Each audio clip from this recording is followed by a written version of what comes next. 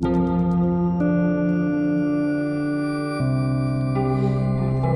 buildings feel the passage of time, and some, given enough years, will accumulate stories that seem to live within the very walls, the Dennis Yarmouth Regional High School is no exception. Thousands of teachers have taught there, and tens of thousands of students have walked their halls. The echoes of their footfalls blend from one year to the next, and from one generation to the next. There may be some footsteps, however, that never echoed away. In the early 80s, DY students teased their hair, wore skinny ties, and listened to Madonna. Students who had class in the afternoon in Woodshop would often return to class to find two students hard at work with their teacher and their father, Mr. Balderston. He'd only been a member of the DY staff for about a year. Recently divorced, he had moved to Cape Cod for a fresh start with his two teenage sons that he had taught and would always work on projects with. One weekend in the early spring, they took Mr. Balderston's boat to Bass River for an afternoon cruise around Nantucket Sound. They were never seen again, and their boat was never found. The whispers turned to louder speculation. Has this been set up by his ex-wife? Had it been a homicide mission with no intent to return? Many questions were raised, but there were never any answers, and eventually those questions faded into the brick and tile of DY. Classes graduated, staff retired, or moved to other jobs, and eventually there were fewer and fewer people left who had ever met Mr. Balderston and his kids. But in the woodshop, something or someone refused to fade away. Students returning to that class around lunchtime often found that tools would go missing for a period of time, only to show up again in odd places. Even over the sound of running sanders and radial arm saws, people could sense that another student was in the room with them, sometimes lingering over their shoulder as they tried to concentrate on the safety of their work. Whispered conversations and a child's laughter often distracted students from their projects, but the source of the voices could never be found. By the late 80s, everyone in the building knew of Balderston, and some students refused to take a shop and hurried past the stairs when they had to go to the 200 way. In the end, it was the safety that was the primary concern. The whispers and misplaced tools were one thing, but when the machinery started coming on at odd times, the shop teacher became more concerned. He'd be doing a demonstration and the drill press would kick on. The maintenance staff checked for an electrical problem but could find none. Then one day, one of the old table saws kicked back on while a student was switching out the blade. His hands were not caught by the spinning metal, but he could also not remove them from the machine. Without shearing off his fingers, students panicked, and the teacher had the main power shut off. The blade kept turning. It was only after a student crawled behind the machine and yanked the power cord that it stopped, and even then they were careful about extracting the young man from the saw. No one was hurt, but many parents were upset. At the end of that school year, the shop classes were phased out of the curriculum. The woodshop was shattered. It had been off limits to students since the mid-1990s.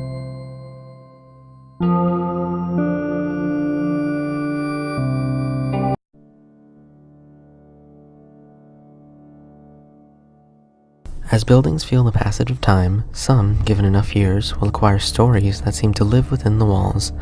The Dennis Yarmouth Regional High School is no exception.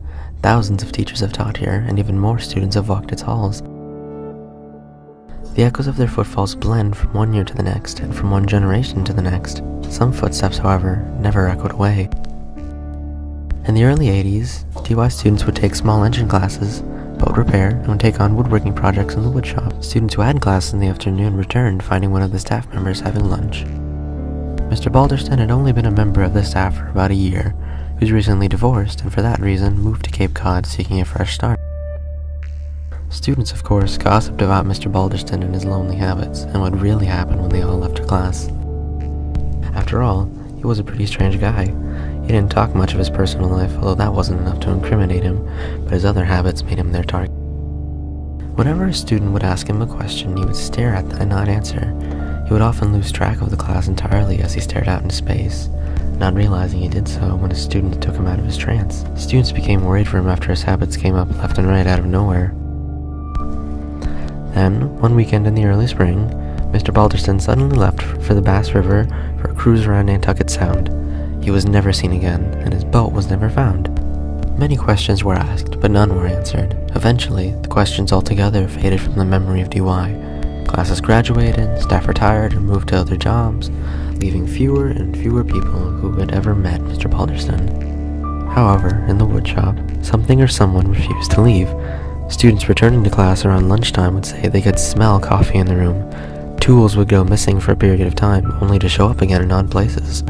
Even over the sound of running sanders and radial arm saws, people could sense that someone was in the room with them, lingering as they tried to focus on their work. Some students started refusing to take shop and hurried past the stairs when they had to go into the 200 wing. Then, one day, a brand new table saw turned on while a student was switching out the blade. His hand was not caught by the spinning metal, but he also could not remove it from the machine without cleaving his fingers clean off. Students panicked, and the teacher hit the main power shutoff, but the blade kept turning.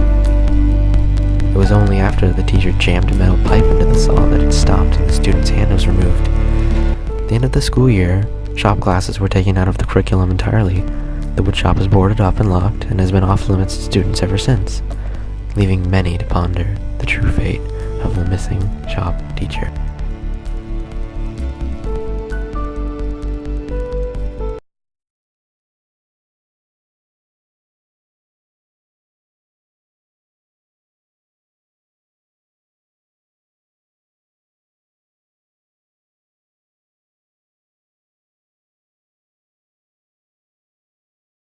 Every building has a story. The Dennis Yarmouth Regional High School is no exception. Thousands of teachers have taught there, and tens of thousands of students have walked the halls.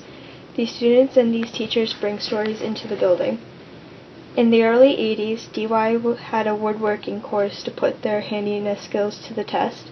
Students who had a class in the afternoon often returned to class to find two staff members having lunch together in the woodshop. Mr. Balderson had only been a member of the custodial staff for about a year. Recently divorced, he had moved to Cape Cod for a fresh start. Miss Webling was a veteran teacher's aide, and in 1981 her husband had suffered a stroke and had to take up a permanent residence in a local rest home. It's possible that their friendship started because each other recognized a sense of loss in another. The students, of course, gossiped about the possible romance, and students of both Mr. Balderson and Miss Webling had conflicted stories about the nature of their relationship. Most said that the two had a friendship, not a romance, but it was true that they spent considerable time outside of school together as well. They often attended school plays and sporting events together. What was never in doubt was the fact that they truly cared for one another, but there were whispers about the exact details. One weekend in the early spring, they went on a journey to the woodshop after a meeting. They were never seen again. The whispers turned to louder speculation. Did the two run off together, or was there something more to the story? Many questions were raised, but there were never any answers, and eventually those questions faded into the brick and tile of DY. Classes graduated, staff retired or moved to other jobs, and eventually there were fewer and fewer people left who had ever met Mr. Balderson or Miss Webling, let alone knew anything about their bond. But in the woodshop, something or someone refused to fade away. Students returned to class around lunchtime, often said that they could smell coffee or perfume in the room. Tools would go missing for a period of time, only to show up again in odd places. Several times both students and staff members said they saw the form of a woman descending the stairs into the woodshop. But when they followed, the woodshop would be empty. Even over the sound of running sanders and radial arm saws, people could sense that someone was in the room with them, sometimes lingering over their shoulder as they tried to concentrate on the safety of their work.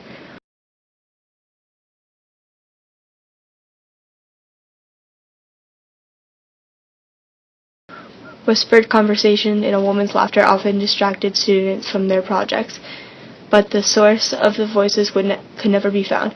By the late 80s, everyone in the building knew of Balderson and Webling, and some students refused to take shop and hurried past the stairs and when they had to go into the 200 wing. In the end, it was safety, that was the primary concern. The whispers and the misplaced tools were one thing, but when the machinery started coming on and at odd times, the shop teacher became more concerned. He would lock up at night and return in the morning to find table saws running. He'd be doing a demonstration and the drill press would kick on. The maintenance staff checked for an electrical problem, but they could not find one.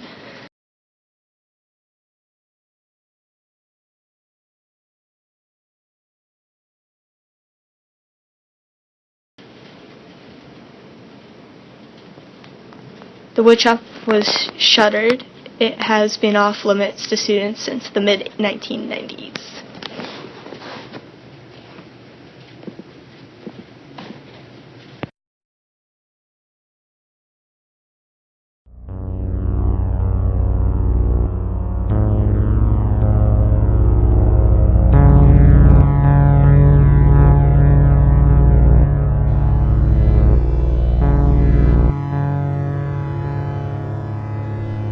The Dennis Yarmouth Regional High School, like all buildings, feels the passage of time. Stories seep into its brick and mortar.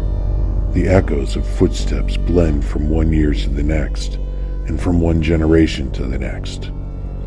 Some footsteps, however, never echo away. In the early 1980s, the students who had shop class in the afternoon often found two staff members enjoying lunch together there.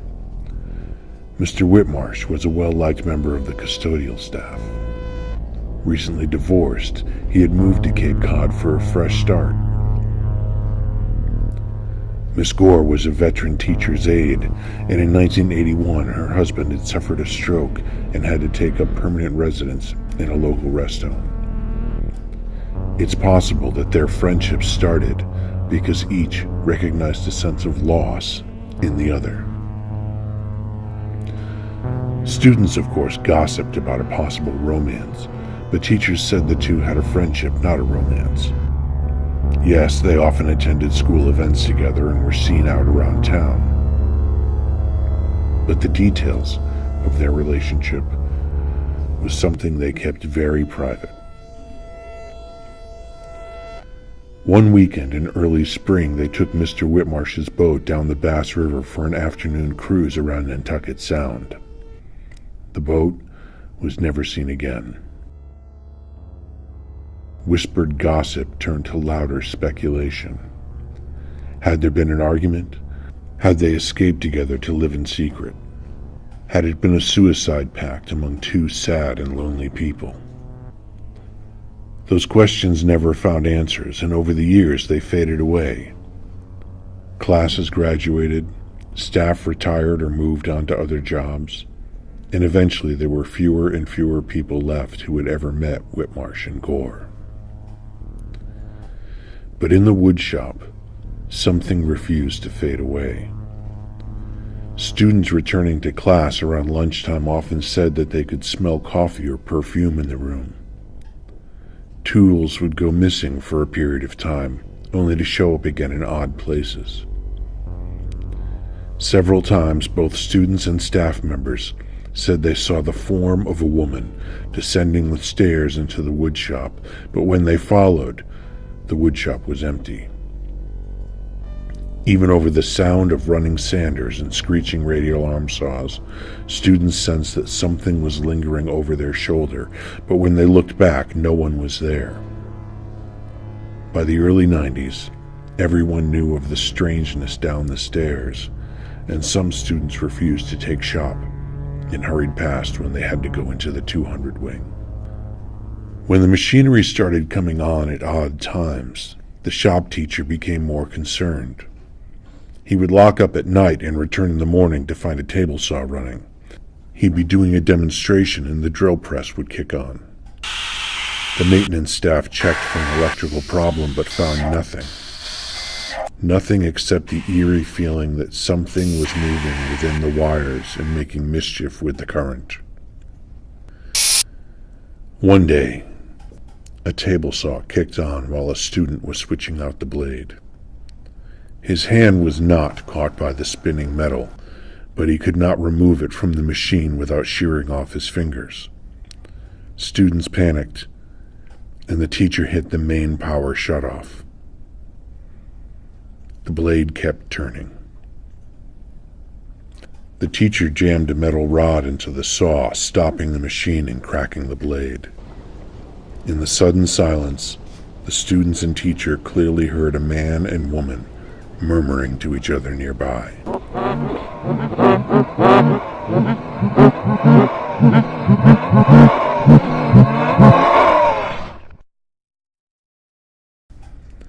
At the end of that school year, the shop classes were phased out of the curriculum. The woodshop was shuttered. It has been off limits to students since 1996.